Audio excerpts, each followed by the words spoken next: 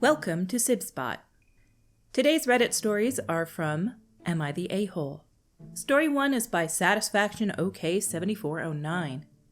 Am I the a-hole for telling my mom I don't want her to watch her grandson alone anymore? I'm a 23 female and my husband is 24. We welcomed our baby, who's a male, in September of last year. We moved from his hometown to mine in January, in hopes of saving up to buy a house. We moved in with my mom, who's 50, something she very enthusiastically agreed to. Throughout our few months, she's been a little weird. She constantly checks to see if he has teeth, pushing for us to stop feeding him milk, tries to give him really complicated food like candy yams.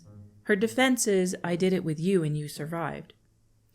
Most recently, she was holding him and playfully asked him if he wanted water, in which I responded, "Do not give him water, Mom." She proceeds to give it to him and goes, "See, he's fine. He isn't dead." I immediately took my child from her and informed her that she will no longer be watching the baby alone, since she's constantly overstepping my boundaries and doing everything I ask her not to do. She isn't talking to me now and told me I made her feel like a bad parent and grandparent. Am I the a-hole? Is there something I should be doing to make her talk to me? Edit, I pay half the mortgage, utilities, buy my own food to cook with. I don't rely on her for childcare. I just want to clear that up since I'm seeing a few comments about it. Edit 2. For some more context, my father was diagnosed with kidney and lung cancer and can't work. He lives in a rehab my mom pays for. Moving in with her was to help my husband and I save. It also helps her since he can't work. Is it harmful to give your baby water? If she was exclusively giving him water and not feeding him milk, which is pretty much his sustenance when he's a baby, I could see that being a problem. But I don't have a lot of experience with babies, so maybe you guys know. Is it harmful to give a baby water? And she is the mother. She has the final say. When somebody lives in somebody else's house, I usually say their house, their rules, but this is her kid, her baby, her rules. That should apply no matter where she is. She gets the say on what the baby has or doesn't have. Our next story is by Hot Turn 3197. Am I the a-hole for telling my classmate's bi girlfriend that he's homophobic? I'm a 17 female. My classmate is 17 male. We'll call him Y. He used to be a friend of mine on our first year of high school and stopped being friends because he was homophobic and a misogynist. About half a year ago, Y started dating one of my school friends. We talk at school, but we're not really that close. Who I know is bi, and I also know that she has a lot of self-confidence, and she knows what she's worth. So I thought that he changed in the 2+ years we haven't talked. But 2 months ago, Y moved to AP Math, which I take as well, so we were in the same class for math, which is 12 periods a week. People get bored fast, and the teacher doesn't care what we do most of the time, so we're either on our phones or talking to each other. It's a small class. If someone talks, everyone can hear it. In those 2 months, I've heard Y being homophobic and misogynistic so many times that I'm surprised no one in that class has said anything yet. A week ago, I heard him talking about how he straightened her out and showed her that liking her own gender is a sin. I was shocked and went to my friend after the class. I told her what he said and asked her what he means by that, and she didn't have any clue either. She was obviously really mad and broke up with him. From what she had told me, she had made it a point to be very affectionate with her female friends around him since then. I don't know how, but Y found out I was the one that told her what he said, and he yelled at me before class. My school is not very small, but people are nosy and opinionated, so everyone has been sharing their opinion with me, loudly.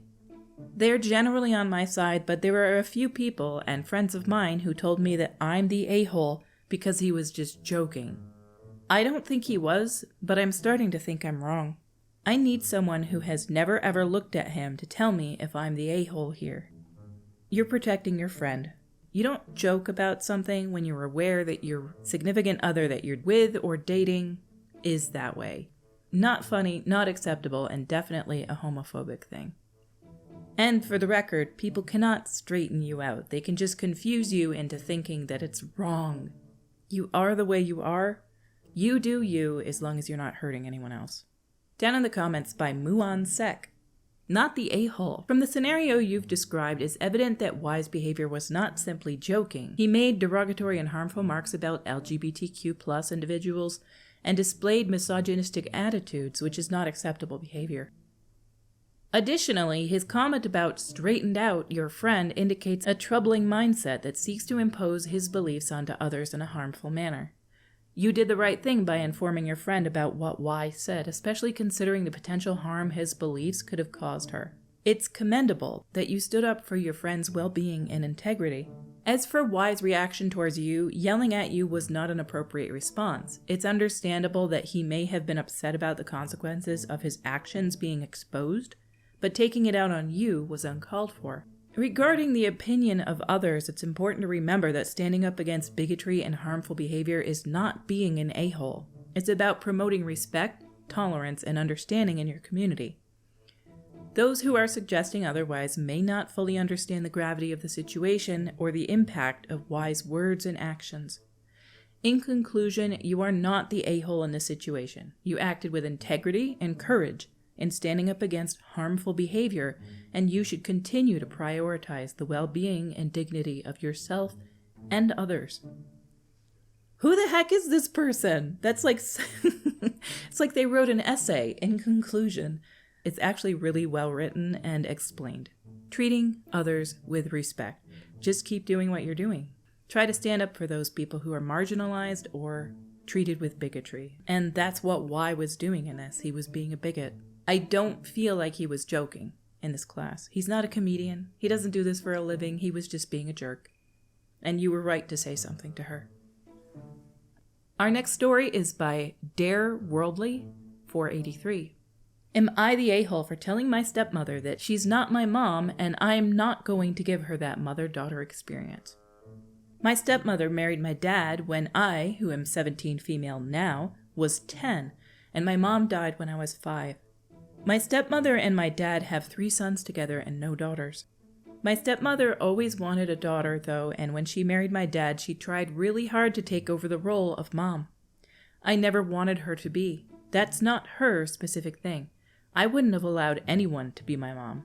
I still liked my stepmother for the first couple of years, and other than a couple of annoying things, like she tried to give me a more girly nickname because my nickname is more unisex, and her talk of being a new mom. It got more strained, though, when my oldest half-brother was born just over a year after my dad and stepmother got married. Once he was born, she asked me if she could adopt me and if I would like to be her little girl. And I said no. My dad asked me to talk to him about it, and I told him nobody else could be my mom. He mentioned legal stuff, and I said I didn't want the legal protections from adoptions and wouldn't choose my stepmother if he died anyway. My dad understood, and he told me as long as I treat her respectfully, he wouldn't push the issue. He talked to his wife about it and told her the adoption was off the table and that she wasn't to bring it up again. My stepmother went crazy after that. She was always trying to sign us up for mother-daughter trips and tried to spend more time with me. She would come up with random trips or experiences for us to do together, and she started cutting my chores and responsibilities that I did before I knew her. She admitted she wanted to show me how great having a mom again could be. I told her I didn't want her doing that stuff. Then I started making excuses and getting out of spending any time with her. She had my second half-brother and was growing more depressed that we never spent time together anymore. After my third half-brother was born, she got really intense. It didn't help that she found out that I had gone to my grandma over her with my first period, and I hadn't mentioned getting periods to her up to that point. I had them for 3-ish years at that point. She had this whole talk planned and was upset that I had skipped it with her and went to someone else. She was also upset that I didn't experiment with makeup or really go to her for makeup or hair advice.